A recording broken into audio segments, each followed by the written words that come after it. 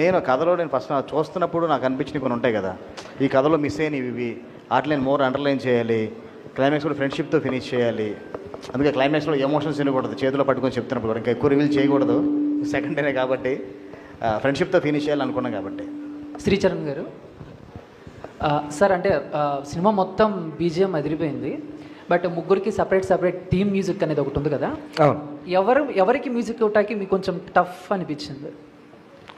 అలాగే అనిపించలేదు అండి, అంటే ముగ్గురికి సాలిడ్గా ఇవ్వాలన్న థాట్. ఇలాంటి క్వశ్చన్ అడిగితే 3 సినిమాలు పోతాయి దానికి, 1 2 కాదు 3 సినిమాలు మిస్ చేసుకుంటాడు తను. ఇలాంటి క్వశ్చన్లు అడుగుతారా? లేదు, కానీ ఉన్నట్టు చెప్పాలి.